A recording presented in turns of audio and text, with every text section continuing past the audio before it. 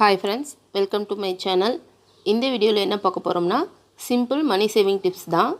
வாங்குற சம்பளம் பத்தவே மாட்டேங்குது, எவ்வளவு வந்தாலும் செலவாகிட்டே இருக்குது, இல்லை நான் இது வரைக்கும் சேமிக்கவே இல்லை, அந்த பழக்கமே என்கிட்ட இல்லை அப்படிங்கிறவங்களுக்காகவும், நாங்கள் ரொம்ப கம்மியாக தான் சம்பளம் வாங்குகிறோம், அதில் எப்படி சேமிக்கிறது அப்படின்னு நினச்சிங்கன்னா கண்டிப்பாக இந்த வீடியோ உங்களுக்கானது தான். இதில் நான் சொல்கிற சின்ன டிப்ஸை ஃபாலோ பண்ணிங்கன்னா கண்டிப்பாக நீங்களும் சேமிக்கலாம். டிப்ஸை பார்க்குறதுக்கு முன்னாடி ஒரு விஷயத்தை நீங்கள் நல்லா புரிஞ்சுக்கணும். சேமிப்பு அப்படிங்கிறது எவ்வளவு முக்கியம்னு தெரிஞ்சுக்கணும். நீங்கள் எவ்வளவு தான் சம்பளம் வாங்கினாலும் பணப்புழக்கம் இருந்தாலும் உங்ககிட்ட சேமிப்பு இல்லைன்னா ஒன்றுமே செய்ய முடியாது. சேமிப்பை விட சிறந்த நண்பன் வேறு யாரும் இல்லை அப்படிங்கிறத எப்போ ஃபீல் பண்ணுவீங்கன்னா, ஒரு பிரச்சனைன்னு வரும்போது முதல்ல கை கொடுக்கறது உங்கள் சேமிப்பு தான். அப்போ தான் சேமிப்போட முக்கியத்துவம் புரியும். எப்படி நம்ம சின்ன விஷயங்கள்லேருந்து உங்கள் சேமிப்பை ஸ்டார்ட் பண்ணலாம் அப்படிங்கிறத பார்க்கலாம் வாங்க. ஃபஸ்ட்டு சம்பளத்திலேருந்து சேமிக்கிறது. உங்கள் சம்பளம் எவ்வளோ கம்மியாக இருந்தாலும், உதாரணத்துக்கு 10,000 இருந்தால் கூட அதுலேருந்து நீங்கள் ஒரு 100 ரூபாய் இல்லை 200 ரூபாய் ஃபஸ்ட்டு எடுத்து வைங்க. உங்கள் சேமிப்பை முதல்ல ஸ்டார்ட் பண்ணுங்கள். அடுத்தது சில்லறை சேமிப்பு. நீங்கள் டெய்லி பண்ணுற செலவுகள்லேருந்து ₹1 ₹2 காயின்ஸ் கண்டிப்பாக உங்களுக்கு கிடைக்கும். அதை நீங்கள் ஒரு டப்பாவில் போட்டு வச்சு சேமிக்கலாம். சிறு துளி பெருவெள்ளம் அப்படிங்கிற பழமொழி எப்போ உங்களுக்கு புரியும்னா இந்த சில்லறை சேமிப்பு செய்யும்போது தான். அடுத்தது நம்ம செலவுகளுக்காக அமௌண்ட் ஒதுக்கியிருப்போம், அந்த செலவுகளை நம்ம செய்யாமல் விட்டுருப்போம். உதாரணத்துக்கு வாரம் நான்வெஜ் செய்கிறதுக்காக நம்ம பணத்தை ஒதுக்கியிருப்போம், ஒரு வாரம் நம்ம செய்யாமல் விட்டுருப்போம், வெளியில் எங்கேயாவது போயிட்டு செய்யாமல் விட்டுருப்போம். அந்த அமௌண்ட்டை நீங்கள் வேறு செலவுகளுக்கு பயன்படுத்தாமல் சேமிப்பாக மாற்றிக்கணும்.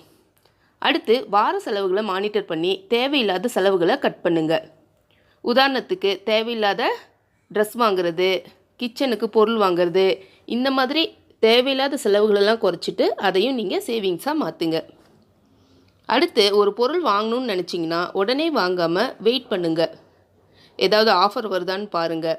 அதே சமயம் உடனே போய் வாங்காமல் 2 கடைகளோட கம்பேர் பண்ணி எதில் விலை கம்மி அப்படின்னு பார்த்து வாங்குங்க. அதில் கண்டிப்பாக உங்களுக்கு ஒரு அமௌண்ட்டு கிடைக்கும். அடுத்தது எக்ஸ்ட்ரா கிடைக்கிற எந்த அமௌண்ட்டாக இருந்தாலும் அதை செலவு செஞ்சிடாதீங்க. உதாரணத்துக்கு இப்போ பசங்களுக்கு பர்த்டே வருது, இல்லை பொங்கல், தீபாவளி, அந்த சமயத்தில் அவங்களுக்கு கிஃப்டாக மணி கிடைக்கும். அதேமாதிரி கவர்மெண்ட்டில் தர எக்ஸ்ட்ரா மணிஸ், இதெல்லாம் நீங்கள் செலவு செய்யாமல் சேவிங்ஸாக கன்வெர்ட் பண்ணணும். அடுத்து ஒவ்வொரு பெரிய செலவு செய்யும் போதும் அதிலிருந்து ஒரு ₹100 இல்லை ₹200 அந்த மாதிரி எடுத்து வச்சு பழகுங்க. உதாரணத்துக்கு நீங்கள் ட்ரெஸ் எடுக்க போகக்குள்ளேயோ இல்லை மளிகை பொருள் வாங்க போகக்குள்ளேயோ அதுலேருந்து மினிமம் ஒரு ₹100 எடுத்து வச்சுட்டு செலவு செய்யுங்க. அடுத்தது டிரான்ஸ்போர்ட் எக்ஸ்பென்சஸ், அதை நீங்கள் முடிஞ்ச வரைக்கும் குறைக்கலாம்.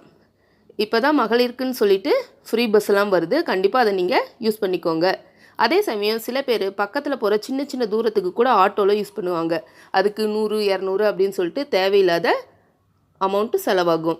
அதையும் நீங்கள் குறைக்க ட்ரை பண்ணுங்கள். அடுத்தது உங்கள் வீட்டில் இருக்க திங்ஸை ப்ராப்பராக மெயின்டைன் பண்ணுங்கள். அதை அடிக்கடி ரிப்பேர் ஆனால் அதுக்குமே தேவையில்லாத செலவுகள் வரும். முக்கியமாக ஃபோன்.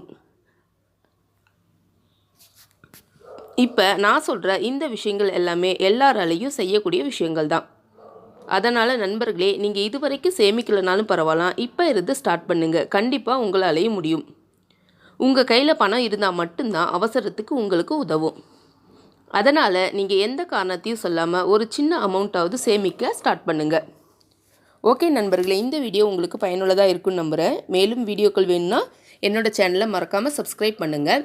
இந்த மாதிரி சேவிங் டிப்ஸ்லாம் என்னோடய சேனலில் நிறைய போட்டிருக்கேன். உங்களுக்கு வேணும்னா நீங்கள் அதை போய் செக் பண்ணி பாருங்கள், உங்களுக்கு கண்டிப்பாக யூஸ்ஃபுல்லாக இருக்கும். நன்றி, வணக்கம்.